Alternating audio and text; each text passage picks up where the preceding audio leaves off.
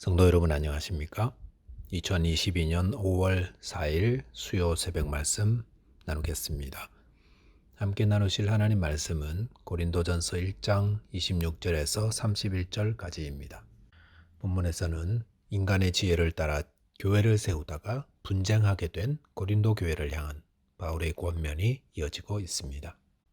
본문을 통해 하나님은 약한 자를 택하시는 분이라는 것과 하나님만을 자랑해야 한다는 것에 대해서 함께 묵상하겠습니다. 첫째 묵상할 내용은 하나님은 약한 자를 택하시는 분이다 라는 것입니다. 본문 26절에 보시면 형제들아 너희를 부르심을 보라 육체를 따라 지혜로운 자가 많지 아니하며 능한 자가 많지 아니하며 문벌 좋은 자가 많지 아니하도다 라고 하였습니다. 바울은 교회 내 분파를 만들어 교회를 위태롭게 하는 고린도 교회 성도들을 향해 형제들아 라고 불렀습니다.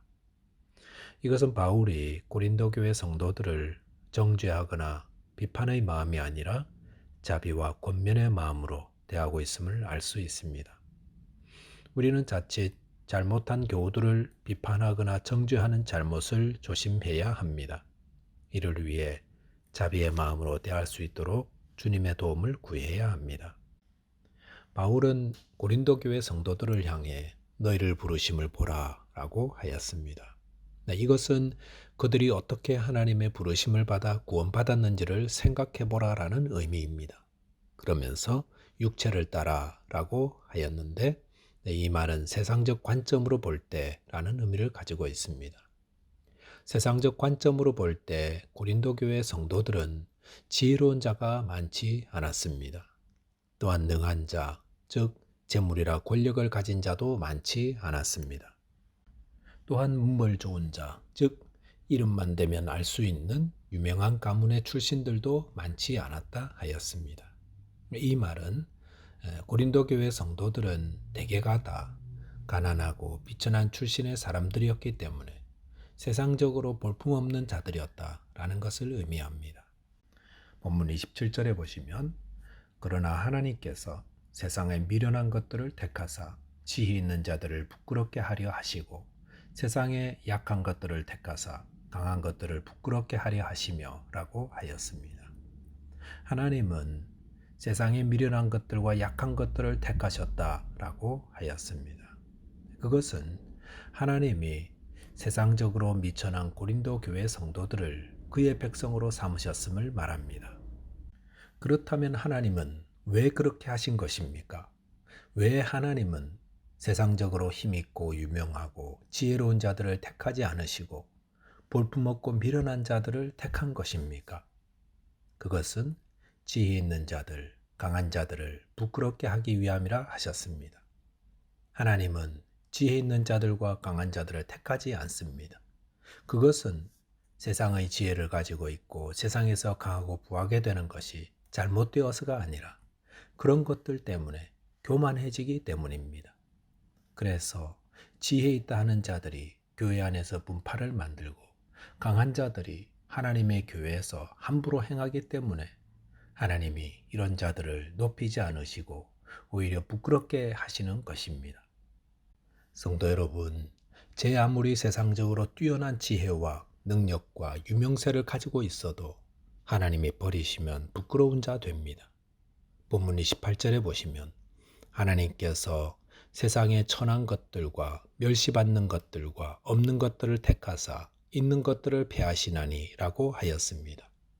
왜 하나님이 세상에 천하고 멸시받고 없는 것들을 택하시는 것입니까? 이들은 겸손하기 때문입니다. 나는 가진 것도 없고 출신도 볼품없는데 이런 나를 택하셨으니 주님 감사합니다 하며 늘 충성하고 감사하며 주님의 교회를 섬기기 때문입니다. 성도 여러분, 세상의 지혜 자랑하지 마십시오. 폐기 처분됩니다. 하나님이 버리십니다. 내가 세상에서 이런 사람인데 하고 교만하지 마십시오. 부끄러움을 당합니다. 하나님은 겸손한 자를 들어 세우시고 교만한 자를 부끄럽게 하시는 분입니다. 십자가의 도나 전도가 모두 부끄러운 것이지만 하나님은 이를 통해 구원의 역사를 이루십니다.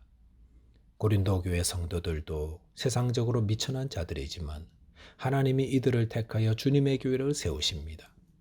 저와 여러분께서 세상의 지혜가 아니라 하나님의 지혜를 의지하여 겸손히 주님을 섬기는 자 되시기 바라겠습니다. 둘째는 하나님만을 자랑해야 한다는 겁니다. 본문 29절에 보시면 이는 아무 육체도 하나님 앞에서 자랑하지 못하게 하려 하심이라 라고 하였습니다. 여기서 아무 육체란 모든 사람을 의미합니다.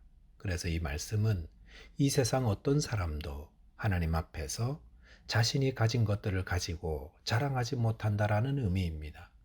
더구나 28절에서 하나님은 세상에 천하고 멸시받고 없는 것들을 택하셨다고 하셨습니다. 하나님의 자녀로 택하셨다는 겁니다. 그 말은 사람들이 이 땅에 가지고 있는 것들은 구원과 아무 상관이 없다라는 의미입니다. 하나님이 사람을 구원하실 때 그가 가진 조건 보고 구원하시는 것이 아니다라는 겁니다. 사람들이 자랑하는 것이 무엇입니까? 다 이 땅의 것들 아닙니까? 좋은 가문에 태어났다거나 좋은 외모를 가졌거나 혹 성격이 좋거나 세상에 지혜가 많거나 부유하거나 한 것들 가지고 자랑하는데 사실 그런 것들은 구원과 전혀 상관이 없는 것들입니다. 하나님의 구원은 전적으로 은혜로 주시는 것이기에 그 어떤 사람도 하나님 앞에서 내가 뭘 잘해서 구원받았다라고 자랑하지 못하는 겁니다. 30절에 보시면 너희는 하나님으로부터 나서 그리스도 예수 안에 있고 예수는 하나님으로부터 나와서 우리에게 지혜와 의로움과 거룩함과 구원함이 되셨으니라고 하였습니다. 여기서 너희는 하나님으로부터 나서 그리스도 예수 안에 있다라는 말은 너희가 그리스도 예수 안에 있는 것은 하나님 때문이다 라는 의미입니다. 고린도 교회 성도들이 세상적으로 가난하고 멸시받는 자요 또 없는 자들인데 어떻게 구원받았습니까? 전적으로 하나님의 은혜라는 것입니다. 그러므로 어떻게 해야 합니까? 31절에 보시면 기록된 바 자랑하는 자는 주 안에서 자랑하라 함과 같게 하려 함이라 라고 하였습니다. 사도 바울은 고린도 교회 성도들에게 그들이 구원받은 것이 그들이 뭘 잘해서도 아니고 세상적인 지혜를 가져서도 아니고 유명해서도 아니고 오히려 그 반대라 하였습니다.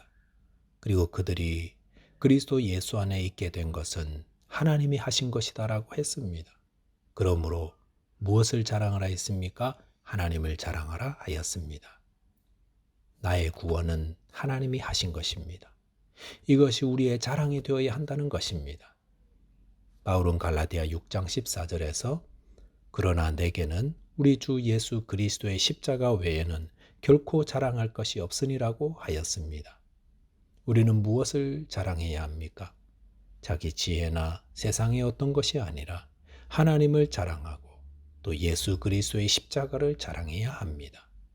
나의 나 된 것은 오직 하나님의 섭리 안에 베푸신 은혜라는 것을 알고 하나님을 높이고 자랑해야 합니다. 바울은 고린도 교회 성도들이 세상적인 지혜와 조건과 능력을 자랑하다가 교회가 위태롭게 된 것을 알고 있었기에 그들의 자랑이 얼마나 헛된 것인지를 이야기하고 있습니다. 우리는 무엇을 자랑합니까? 세상적인 것 자랑하면 부끄러움을 당하고 폐기 처분됩니다. 우리는 하나님을 자랑해야 합니다. 우리 가운데서 구원의 역사를 이루어 가시는 하나님을 높이고 자랑해야 합니다. 말씀을 정리하겠습니다. 하나님은 약한 자를 택하여 강한 자를 부끄럽게 하시는 분입니다. 우리 안에 세상적인 자랑이 있을 때 더더욱 자신을 겸손하게 낮추어야 합니다. 교만할 때 부끄러움을 당하고 폐기 처분됩니다. 저와 여러분이 나를 구원하신 하나님만을 자랑하는 자 되시기 바라겠습니다. 기도하겠습니다. 하나님 아버지, 저희가 가진 세상의 지혜로 교만하게 행하며 또 그것들을 자랑했던 잘못을 용서하여 주옵소서. 하나님 앞에서 겸손하며 또 주신 것들을 감사하며 하나님만을 자랑하는 자 되게 하여 주옵소서. 예수 그리스도 이름으로 기도하옵나이다. 아멘. 오늘도 주 안에서 승리하는 하루 되시기 바라겠습니다. 감사합니다.